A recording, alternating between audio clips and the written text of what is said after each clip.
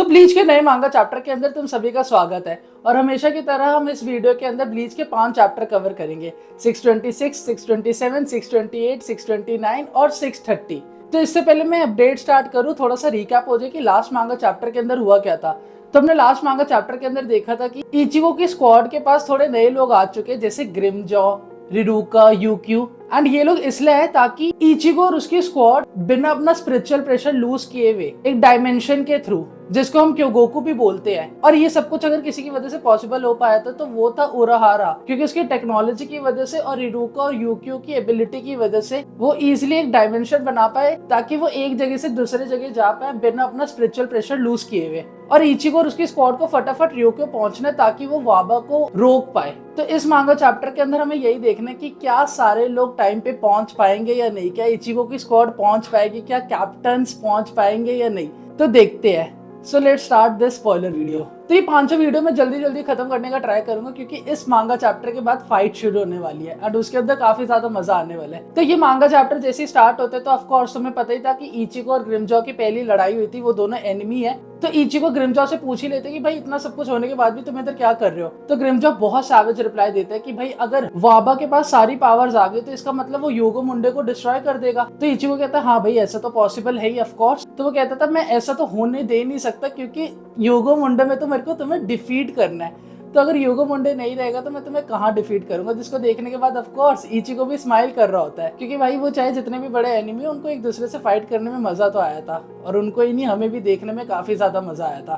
तो भी सारे लोग टेंशन में है कि हम क्या जल्दी से जल्दी रियोक्यो पहुंच सकते हैं, क्या हम वाबा को रोक सकते हैं। एंड वो सारी चीजें ओरिहिमे के शक्ल पे भी दिख रही होती है। ओरिहिमे एक्सप्रेस कर रही होती है वो कितनी ज्यादा वरिड है और उसी समय उसके ऊपर रिरुका चिल्ला देते कि भाई तुम क्या सोच रही हो, ये तुम्हारे लिए एक तो हम इतनी दूर से आए, हमें कुछ पता भी नहीं है हो क्या रहा है, बट फिर भी हम मदद कर रहे हैं तुम्हारी और तुम ये टेंशन वगैरह लेके बैठी हो। तो ये सब सुनने के बाद ओरिहिमे भी फिर रिलैक्स हो जाते कि हाँ भाई तुम सही कह रही हो, टेंशन लेने से कुछ नहीं होगा। बट इन सब के टेंशन लेने से कुछ नहीं हो सकता क्योंकि वाबा ने सोल किंग की पावर ले ली है। एंड तुम बिलीव नहीं करोगे कि सोल किंग की पावर लेने के बाद वाबा की अपीयरेंस जो चेंज हुई है उसको देखने के बाद इवन क्विंसी भी डर चुके हैं। सारे क्विंसी डर चुके सिवाय एक के जो सबसे ज्यादा लॉयल है वाबा के टुवर्ड्स। तो इसके अंदर हमें सारे क्विंसी का रिएक्शन दिखाया जा रहा है, चाहे वो उरियो इशिडा हो या फिर यार इस इंसान का नाम नहीं लिया जाता, इसको नेकलेवार बोलते हैं शायद।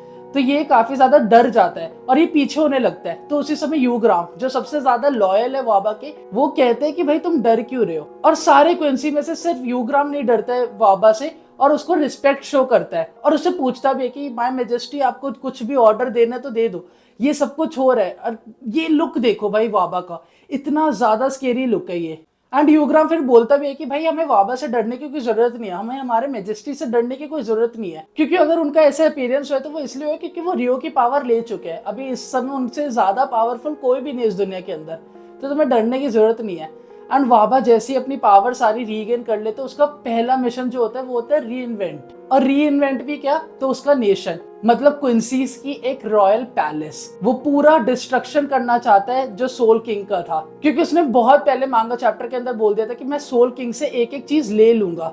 एंड सबसे पहला मिशन जो उसका है वो उसका रॉयल पैलेस लेना चाहता है। तो वो यूग्राम को यही बोलता है कि सारे ऑर्डर्स बाद में होंगे, सबसे पहले काम है हमारा रीइन्वेंट करना हमारे नेशन को स्ट्रॉन्ग बनाना। एंड ये सारा काम अकेले वाबा कर सकता है, वो इतना ज्यादा पावरफुल हो चुका है। और दूसरी जगह इचिगो और उसकी पूरी स्क्वाड अब रेडी हो चुकी है रियोक्यो जाने के लिए। पर सिर्फ इचिगो की स्क्वाड ही नहीं, यहाँ पे उराहारा भी बता देता है कि भाई जो मैं गेट बना रहा था वो कंप्लीट हो चुका है, अब हम सारे रेडी हो चुके हैं रियोक्यो जाने के लिए। तो इचिगो रियोक्यो के अंदर जाने से पहले रिरुका और यूक्यू को मना कर देता है कि तुम दोनों नहीं जा सकते क्योंकि वो बहुत ज्यादा डेंजरस प्लेस है। और इचिगो ये भी बोलता है कि मैं रियोक्यो के अंदर पहले भी जा चुका हूँ, बट आज तक हमने इचिगो को एनिमे या मांगा में रियोक्यो के अंदर जाते हुए नहीं देखा। तो वो इतना बड़ा स्टेटमेंट क्यों दे रहा है। तो मैंने इसके लिए स्पेशली एक वीडियो बनाई थी, तो वो वीडियो तुम जाके देख सकते हो, मैं लिंक डिस्क्रिप्शन के अंदर डाल दूंगा। तो make sure you watch this video after this video.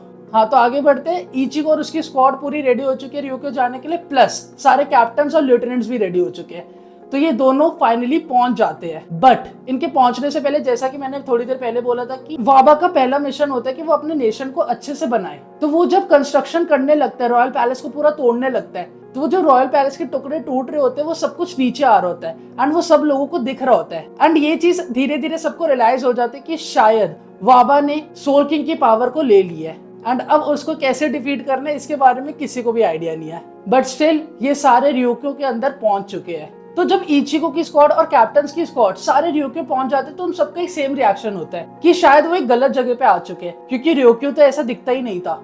तो ये क्या हो रहा है, क्या वो किसी और लोकेशन में जाना चाहते थे और कोई और लोकेशन पे पहुंच चुके हैं? तो उन सबकी पहले ये डिस्कशन होती है, बट फिर कैप्टन क्योराको बता ही देते कि भाई तुम भूल चुके हो क्या कि तुम्हारी फाइट किसके अगेंस्ट है। अगर उसने सोल किंग की पावर ले ली है तो वो काफी ज्यादा स्ट्रांग हो चुका है, और ऐसे छोटे मोटे जो कंस्ट्रक्शन है वो तो वो इजिली हैंडल कर सकता है। तो वाबा अपना नेशन फाइनली बना लेता है, वो रॉयल पैलेस को डिस्ट्रॉय करके अपना पैलेस बना लेता है और उसको नाम देते हैं वॉरवेल्ट, castle of true warriors. And Ichiko की स्क्वाड को और कैप्टन्स की स्क्वाड को, इन सबको एक दूसरे का स्पिरिचुअल प्रेशर फील हो रहा होता है, बट ये एक दूसरे से नहीं मिलते अभी। एंड ऑफ कोर्स अगर इन दोनों को फील हो रहा था तो वाबा को भी तो फील हो ही रहा होगा ना, और उसका जो लॉयल गार्ड है यूग्राम उसे भी फील हो रहा होगा। तो यूग्राम इंफॉर्मेशन दे ही देता है कि भाई इचिको और उसकी स्क्वाड आ चुके हैं, प्लस 13 कोर्ट गार्ड स्क्वाड्स भी आ चुके हैं, तो उनका क्या करना है। बट भाई वाबा और क्विंसी सारे अपना पहली मिशन बना लेते कि इनको तो अब खत्म करना है। अब सारे कैप्टन्स, अब सारे इचिको की स्क्वाड, इन सबको तो अब डिस्ट्रक्शन दिखानी है और ये दिखाने की क्विंसी कितने ज्यादा पावरफुल हो चुके हैं। एंड इचिको की स्क्वाड के पास एक क्विंसी आ जाता है और वो होते ये वाला क्विंसी, ये नेक्लेवार, और वो रैंडमली जा रहा होता है, बट वो इचिको की स्क्वाड के पास पहुंच जाता है। उसे पता नहीं होता कि इधर इचिको की स्क्वाड होती है, और वो उसका रिएक्शन पहले यही होता है, ओ शिट। एंड यहाँ पे इचिको रिएक्ट नहीं करता, बट कोई और रिएक्ट करता है और वो जाता है इसको मारने के लिए, इस क्विंसी को, और वो होते ग्रिमजॉ। और भाई एक चीज है, ये सारे मतलब जितना भी डरे हुए हो, पर जो सबसे ज्यादा सैवेज कैरेक्टर है इस समय वो है हमारे कनपाची जी। वो बस भाई वेट कर रहे कि फाइट अब हो, अब कोई भी आ जाए उसके सामने, अब उसको कोई फर्क नहीं पड़ता, अब भाई तुम आओ, क्योंकि अब वो रेडी हो चुके हैं हर चीज के लिए। और वो जो क्विंसी है नेक्लेवार, वो अटैक नहीं कर रहा होता है, वो बस भाग रहे हैं उनसे दूर, इचिको की स्क्वाड से दूर भाग रहे हैं, और उसके पीछे ग्रिमजॉ भाग रहे हैं ताकि वो उसको मार पाए। एंड यही सब चल रहे, तो अभी तक ऐसे एक्चुअल फाइट शुरू नहीं हुई इन दोनों के बीच में। बट दूसरी तरफ यूग्राम जो रॉयल गार्ड क्विंसी है, जो सबसे ज्यादा लॉयल है वाबा के लिए, एक गार्ड आता है और वो उसको इन्फॉर्मेशन दे रहा होता है कि ये चीजें हो चुकी है, कि इचिको की स्क्वाड आ गई, ये हो गई। तो वो तो ऑफकोर्स उसको पता ही था। एंड वो गार्ड ये भी बताता है कि भाई नेक्लेवार के पीछे इचिको की स्क्वाड का एक मेंबर पड़ा हुआ है, एंड वो सारी इन्फॉर्मेशन दे रहा होता है। तो यूग्राम उसको ऑर्डर देते हैं कि तुम जाओ और देखो इचिको की स्क्वाड क्या ठीक है नहीं है, क्या अटैक कर रहे हो, और अगर कर रहे हैं तो क्या हेल्प की जरूरत है नहीं है, इतना ही कुछ बोल रहा होता है। And all of a sudden उस गार्ड को कोई मार देता है, और वो कोई और नहीं होता बल्कि कोई दूसरा क्विंसी होता है, और वो होता है बैसबी। तो मैंने तुम्हें लास्ट चैप्टर के अंदर ही बताया था कि बैसबी को बिट्रेयल फील हो रहा था कि वाबा ने उसकी कोई इज्जत नहीं रखी, उसको कोई फर्क नहीं पड़ता बैसबी जिंदा रहे मर जाए, इसलिए वो वाबा को मारना चाहता है, वो वाबा से बदला लेना चाहता है। एंड वो यूग्राम को चैलेंज कर देता है एंड यूग्राम के ऊपर अटैक करने लगता है। एंड यहाँ पे ये वाला पार्ट सबसे ज्यादा इंपॉर्टेंट है, क्योंकि यहाँ पे बैसबी एक चीज बोलते हैं जिसको सुनने के बाद थोड़ा सा ऐसे शॉक लग रहा है, मांगा रीडर्स के लिए थोड़ा सा शॉकिंग है, क्योंकि वो यूग्राम को ये बोलते हैं कि एक बार बाहर देखो, थोड़ी देर में डार्क होने वाला है, अंधेरा होने वाला है थोड़ी देर में, और मुझे ये बात पता है कि अंधेरा होते ही तुम्हारी पावर वाबा के साथ स्विच हो जाएगी।